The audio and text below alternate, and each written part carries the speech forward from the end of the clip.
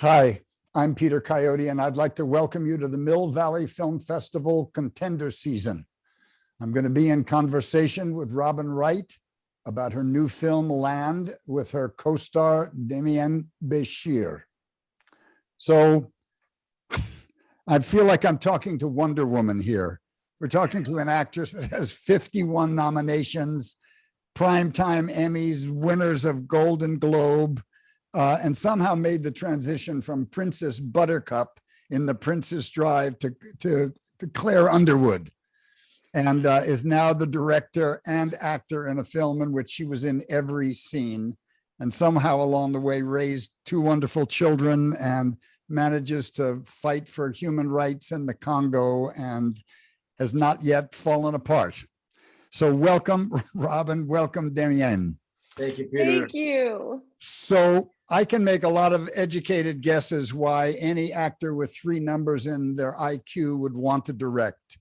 But I'd like you to tell us how it came to you. And what, I know you were directing some episodes of House of Cards, but this is your first feature? Yes, it So is. how did this come about and what drove you to make this commitment? It came about 3 years ago, and I was on House of Cards directing.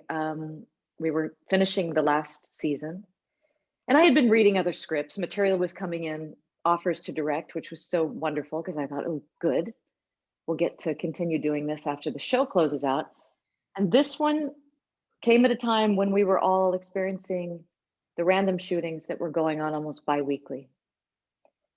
And I just kept waking up every morning with that painful question of how do you get through? How do people find their way? And everybody does it differently. And I just couldn't even fathom what they've been through, right? It's unfathomable. And this script was so uplifting. The end of it was so beautiful and empowering about human resilience, the power in that, and the power of human kindness. And also what we were going through the last 4 years of just mean, ugly cruelty and The other guy. The other guy was just advocating for the antithesis of what this movie was about. And I was like, I want to make something about beautiful humans because there's plenty of them out there. Not over there, but there's plenty over here, you know? Well, you did. So I don't want to pay undue attention to this comparison, but it did strike me watching the film that your ex-husband's film, Into the Wild, struck certain superficial similarities. You had people subjected to the pitiless lessons of nature, but they drew completely different conclusions. And in Into the Wild, the boy dies alone and he's kind of like a sacrificial victim. But in Land, Edee, equally punished by the rigors of nature, is rescued by the kindness of strangers. And you could understand why, as a Buddhist priest, I would like that particular ending better than not. So it's impossible for me not to relate the Edee's sense of loss as much to the pandemic as it is to random violence. Were you thinking about the pandemic as well when you made it? No, because we made it and almost finished post-production of this film before the pandemic hit. I see. So Demián, you've come to America you've been to America for a long time, in and out, but you come at a really troubling time in our culture. And I wonder what's it like for you to look at America as someone who's, I don't know if I'm assuming you're not a citizen, but someone who's not raised in this culture. What do you see that maybe we Americans don't see? You know, being neighbors, there's a saying in Mexico that poor Mexico, so far away from God and too close to the US. Yeah, I know it. Which is exactly the opposite because we are believers, you know. And but I arrived here. I got to New York first when I was 22, and then I moved to Los Angeles after that. And it's been a long journey going back and forth for 35 years or so. And I did become a citizen because I wanted to be able to vote on Sure. both countries, because whatever happens in either country affects the other. And I just wanted to make sure that I could participate on both. So we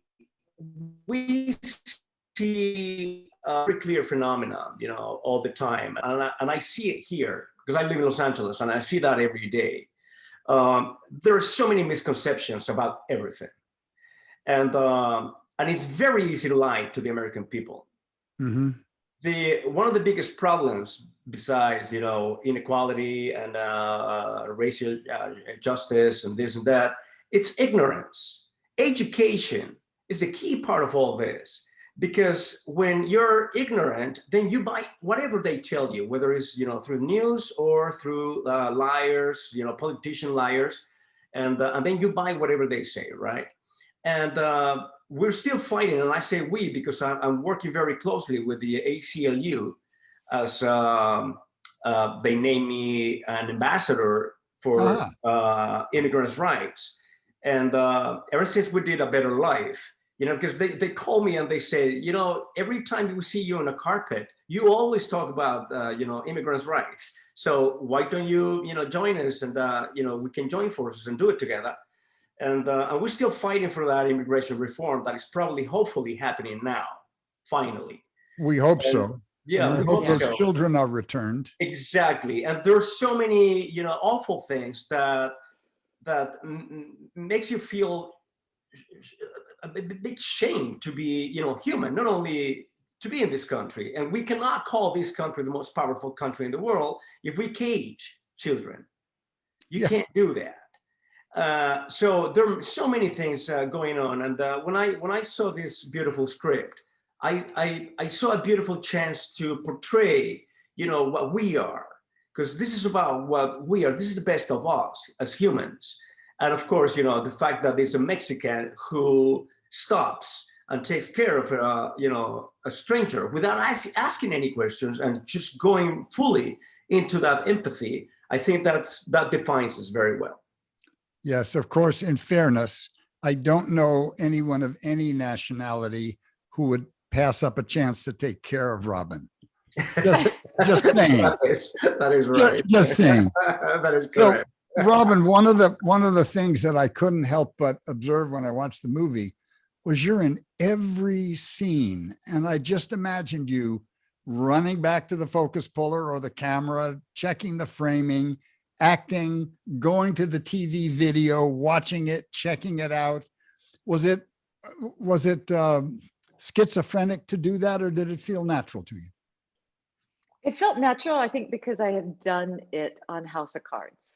If I hadn't had that experience, I think I would have been stunted, to say the least. It did feel natural, but it's also about, as we all know, you have to have an incredible team as your backbone. And I had 4 great producers on set all day, every day. Mm-hmm. And we had discussed this movie ad nauseum for, a year and a half, and what's the tone, and who do we want this character to be with Miguel, et cetera. We were all on the same page. And that was the only way to complete this film. We had 29 days to shoot it. We had It's like a TV movie schedule. Yeah, it was insane, our schedule. And we had to rejig the schedule every single day because the weather dictated what season we were going to shoot. I read somewhere that you had 1 day of spring and then there was 8 inches of snow on the ground. Yeah, which was such luck that we got snow. We thought we were going to have to shut down, go back in January and pick up all the winter stuff. Nope, we got every season in about a week. So how did you discover Demián? I mean, I'm going to guess Quentin Tarantino, or maybe you knew him before that. I saw him in A Better Life first.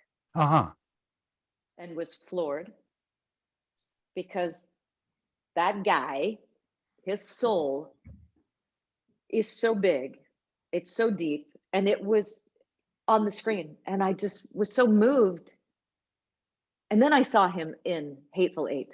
Mm-hmm. And I was on the floor in hysterics. Yeah. I was like, this guy is funny too. And then he came over he read the script and he said, I have to do this movie. And I was thinking, oh, what a blessing, because I can't imagine anybody else in the role. And he walked in my house and we had the same dynamic that you see on screen from the minute we met. Isn't that wonderful? Yeah, it was like old buds that we got lost from each other for 40 years or something. Every once in a while you catch all the breaks, you know? Yeah.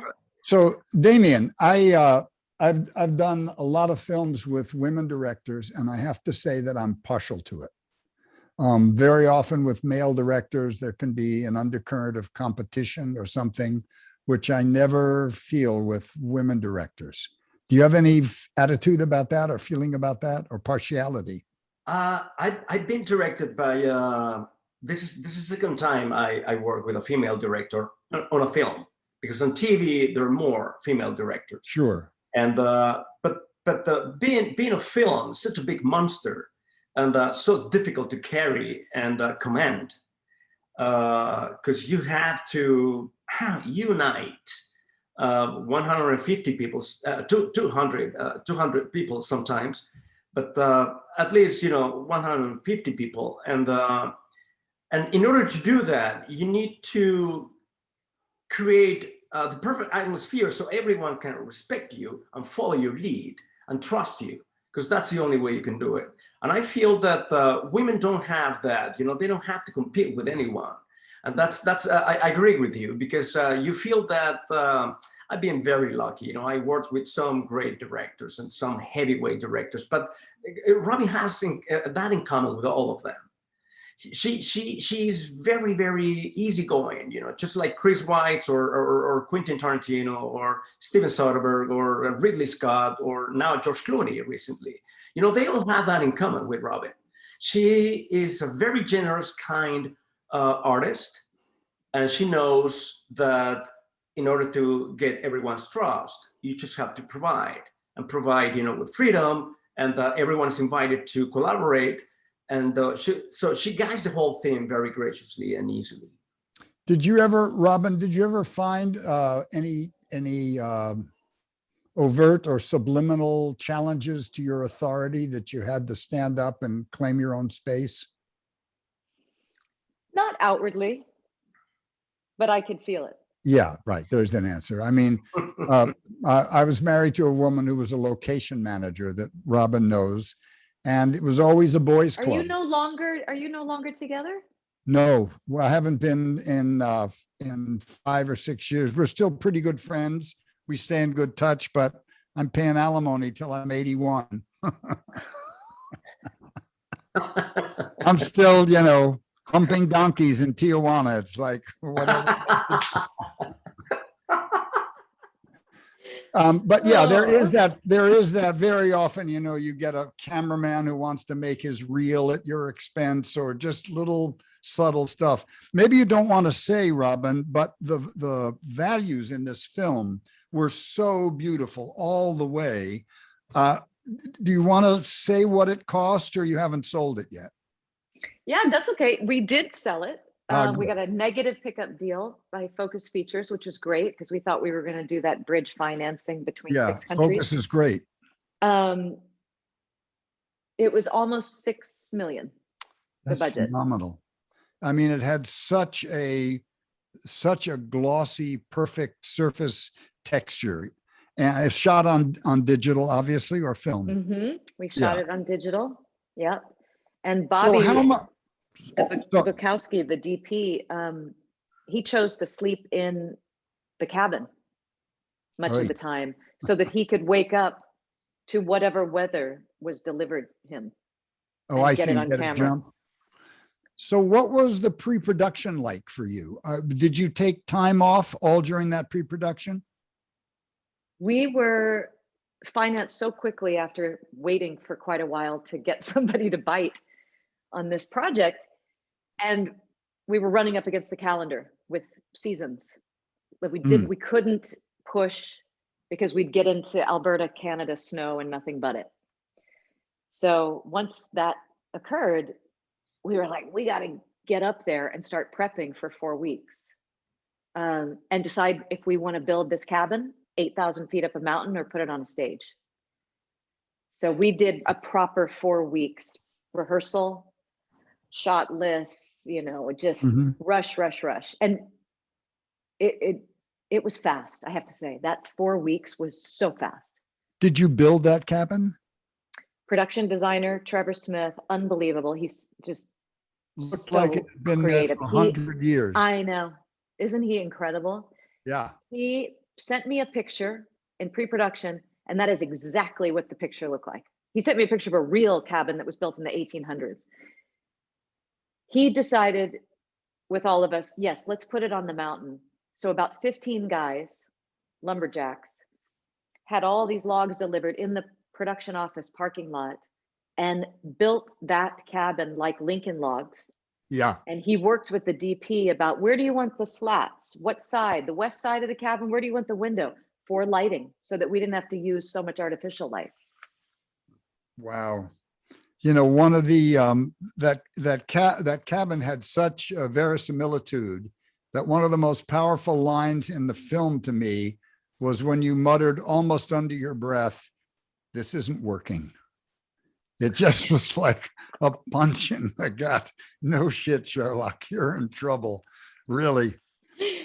Right? So, Demián, do you do a lot of work in Europe or still in Mexico and in other countries? Yeah, I've shot in many different industries in Latin America, in Argentina, Bolivia, Colombia, and Mexico, of course. And in Europe, I've shot in Australia and Ireland, Spain a lot. Yeah. So I've shot in all those countries. Yeah. And mostly my favorite place to work is in Paris, is in France. Is there, can you generalize about the differences working outside the United States and inside in the way that work is assembled and done? I also had the chance to work in the south of France, and it was just beautiful. I found out that this monster that we call movie making is the same anywhere. The only thing that really changes is the budget. And then when you have a healthier, more robust budget, then, you have a little more time to shoot. Probably catering will be, a little fancier sometimes, but that's pretty much that, you know what I mean? You have shot in Mexico City, so you know what I'm talking about when I say that once you work in Mexico City, you can do anything anywhere. Well, that's definitely true. You know what I mean? Because that's how pretty much we shoot every film in 29 days. And our budgets are really, really tight.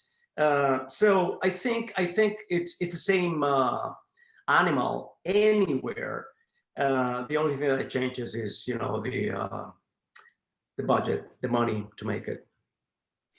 Robin, what was the most frightening moment in the film, not necessarily as an actress, but where you felt that the edifice might just fall apart? You might not make it. You might not be able to keep it all afloat. Or was there none? There really wasn't, because we had such seasoned veterans. Our AD is also a producer, but he's been ADing for 400 years. I felt very supported, and I felt that every person in that seat, i.e. the producers, they are looking ahead for me. They were looking ahead. They knew exactly, we're not going to run into if we run into this problem, they always had a solution. How wonderful. I know. It was such a rarity to find that there was like a little cloister of them, not just one and then you get 4 jerks.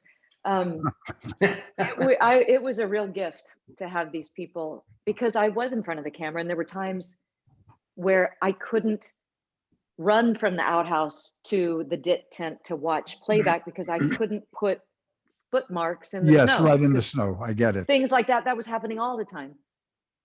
So you had to trust them. You'd kind of lean out the door and be like, that, or did it suck? And they're like, it sucked, do it again. So you had co-directors in essence. So it's rare. I mean, I'm struck by what you said about in the very beginning, where we're talking about unimaginable loss. and these kind of shootings, which are commonplace now in America. And so it seemed to me that in some degree, the film was designed as a bomb, designed as a salve. And it just strikes me that the intention was so profound that it played out in the actual production of the film as well. How many times in life do you find people breaking ground for you and running interference and setting you up like that? It's a great thing to hear. So I want to ask you about two people. I've been a big fan of Kim Dickens since Deadwood, and I actually got to do an episode of Deadwood just before the show closed, and I was so kind of smitten by her that I was too shy to go up and say hello. Oh. You know, when you're a guest on a show where everybody's been working together for a year and you come in like a Jew with a bell around your neck, you know, and you're just out there, you don't know anybody. But then I followed her in Treme, and it was so, I didn't recognize her when she showed up at first. And I know your real sister, but I looked at her on screen, the two of you on screen. I thought, who's that? That's the perfect sister for Robin. Oh, right? That's what I thought. That's why I cast her. Yeah, it's really great. And she never makes a false note. There's just something so grounded and authentic. And I hadn't seen her since Treme. And then I wanted to ask you about this woman, Sarah Dawn Pledge, who I thought had the same kind of built-in integrity and authenticity that Demián had. Yep. How did you find her? She came through the Canadian casting agent. Oh, she's Canadian. Because we could only use X amount of Americans. And one of those, of my 4 that I could use, was Bobby, our DP. So, yeah. So I had Kim and the realtor who played Cole. And outside of that, we had to cast Canadian, which was great. That's where the husband and the son, but Sarah, you nailed it. She's so authentic, and she just had the embodiment of a native. Yeah. When she is.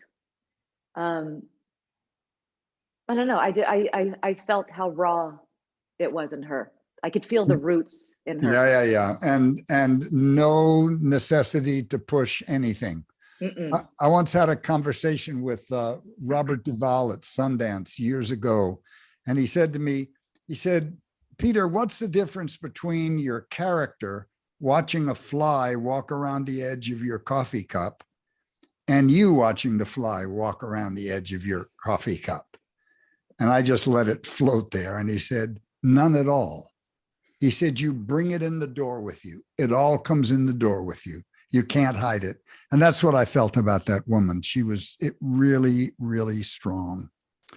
So I'm mindful of your time. So I want to ask just one little gossipy question. Is it restful not being married to an actor?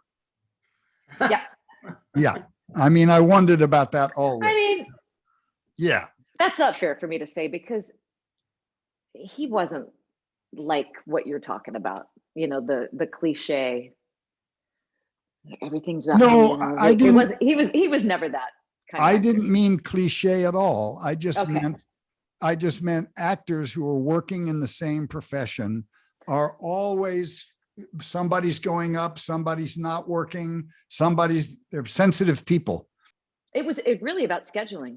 That's such a relief, where you don't have to turn jobs down because somebody has to stay with the kids.